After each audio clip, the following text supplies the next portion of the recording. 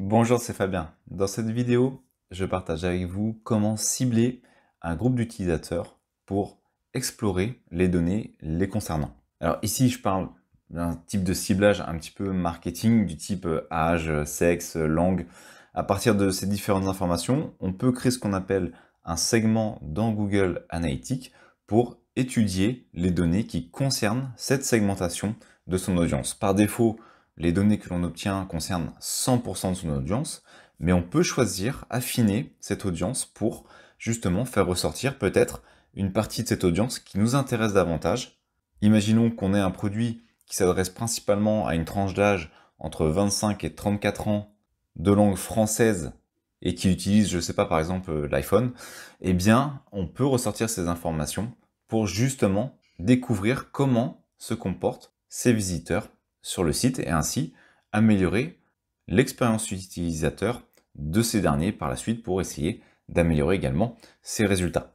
Donc ici, je me trouve dans le compte de démonstration de Google. C'est le Google Store, donc c'est un peu l'outil de démo de Google Analytics. C'est pas mon site et on va voir comment utiliser justement cette fonction.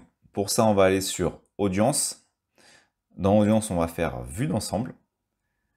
Comme on peut le voir ici, actuellement, toutes les données qui apparaissent concernent 100% des utilisateurs. Et l'objectif, c'est d'étudier une partie de ces utilisateurs qui concerne l'audience particulière qui m'intéresse. Pour ça, on a juste à aller sur Ajouter un segment. Alors, il existe déjà différents segments existants. Par défaut, vous pouvez voir qu'il est sur tous les utilisateurs, donc vous pouvez déjà regarder s'il y a des segments qui vous intéressent en particulier. Vous pouvez regarder également au niveau des favoris, on va pouvoir en créer un et en enregistrer un. Vous avez également une galerie de segments d'autres personnes qui ont créé des segments et vous allez pouvoir importer des segments si certains correspondent à ce que vous voulez faire. Nous, ce qu'on va faire, c'est qu'on va créer un nouveau segment, donc on va cliquer sur Nouveau segment et à partir de là, on va pouvoir ainsi indiquer les critères qui nous intéressent. On pourrait indiquer par exemple que ce segment est un segment perso, mais vous pouvez donner un nom, par exemple un type de cible que vous avez. On peut voir qu'on part actuellement de 100%, et au fur et à mesure qu'on va rajouter des critères de sélection, eh bien cette tranche va être diminuée pour arriver au résultat qui nous intéresse. Imaginons par exemple que je souhaite uniquement un âge compris entre 25 et 34 ans. Il met actuellement à jour les informations, et on peut voir que ça correspond à 15%, pour être précis 15,78% des visiteurs, ce qui représente donc en utilisateur 1973. Et le premier critère se trouve ici, je peux le décocher, enfin je peux le supprimer directement en cliquant ici ou en supprimant. On va avoir une tranche d'âge de 25 à 34 ans, des hommes. On peut choisir la langue, imaginons que ce soit par exemple FR. Vous voyez qu'en indiquant le début, vous avez la possibilité de choisir des variantes. Ici c'est français, ici c'est canadien, suisse, belge. Donc vous pouvez choisir la tranche qui vous intéresse. Ça fait immédiatement tomber à 0,30% parce que le Google Store est anglais à la base. Donc forcément, ça ne fonctionne pas. Enfin, il n'y a pas beaucoup de français qui sont dans les paramètres. Donc je vais l'enlever. Mais vous pouvez choisir. Vous pouvez également voir les différents paramètres. Est-ce que vous souhaitez que ça contienne, que ça commence? Est-ce que vous souhaitez que ça se termine? Vous voyez que vous pouvez assez bien affiner les informations. Vous pouvez également aller sur les segments du marché. Pour ça, il vous suffit par exemple d'aller sur la case à côté et vous mettez une lettre et vous allez voir les différentes opportunités que ça vous laisse en termes de segments sur le marché. Est-ce que vous voulez une zone géographique particulière, un continent? Est-ce que à ce moment-là, on souhaiterait avoir uniquement un continent qui soit, je ne sais pas moi, l'Amérique?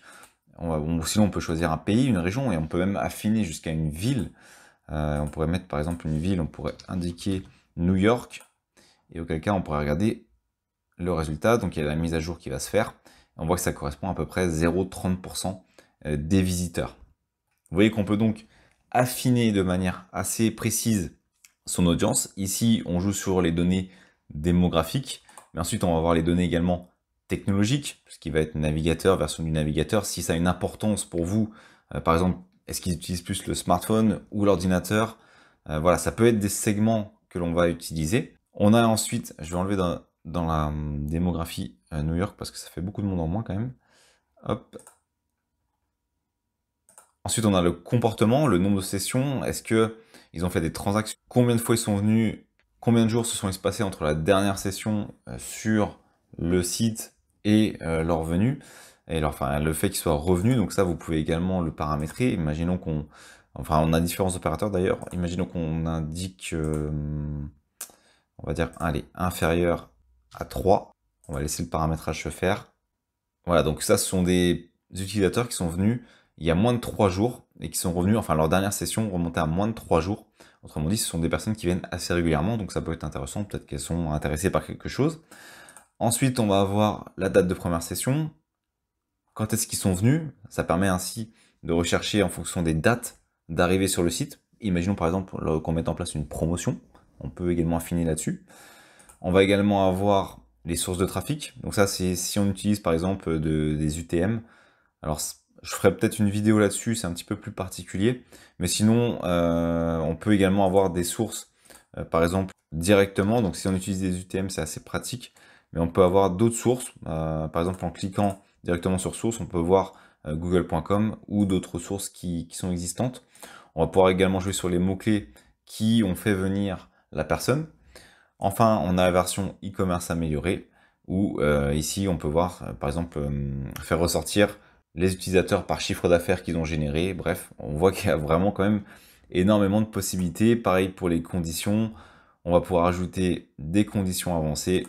Et enfin, on va même pouvoir vérifier les utilisateurs qui ont créé une certaine séquence, par exemple, qui ont enchaîné un certain nombre d'étapes qu'on avait prédéterminées. Donc vous voyez, la segmentation, elle est vraiment importante. Une fois qu'elle est faite, il suffit de l'enregistrer. Alors j'aurais pu faire un aperçu également, hein. Donc désormais, elle va être ensuite enregistrée.